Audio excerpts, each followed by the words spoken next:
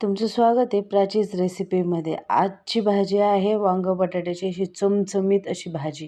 त्यासाठी मी मसाला तयार करायला घेतलेला आहे. त्याच्यामध्ये मी टाकलेलं आहे आलं, लसूण, ओलं खोबरं. जर तुमच्याकडे ओलं खोबरं नसेल तर तुम्ही सुकं खोबरंसुद्धा टाकू शकता आणि कोथिंबीर.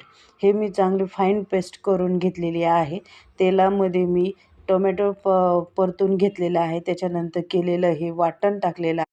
वाटण टाकल्यानंतर आपल्याला ते थोडंसं हलवून परतून घ्यायचं आहे. त्याच्यामध्ये बेसिक मसाले जातील.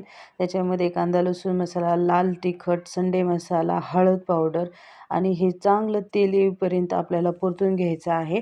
पाठीवर तेल सुटले की समजायचं की आपला मसाला छान असा परतलेला आहे. त्याच्यामध्ये मी आता वांगं आणि बटाटा टाकून घेत आहे आणि शिजेपर्यंत आपल्याला थोडंसं पाणी टाकायचं आहे त्याच्यामध्ये. आणि सगळ्यात इम्पॉर्टंट असं मीठ आपल्याला त्याच्यामध्ये टाकून घ्यायचं आहे.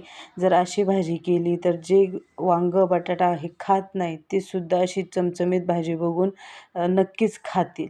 एकदा तुम्ही ह्या पद्धतीने वांगं बटाट्याची भाजी करून बघा. किती सुंदर अशी तरी आलेली आहे, ग्रेव्ही झालेली आहे, थोडीशी पूर्ण सुक्कीसुद्धा नाही आहे ही.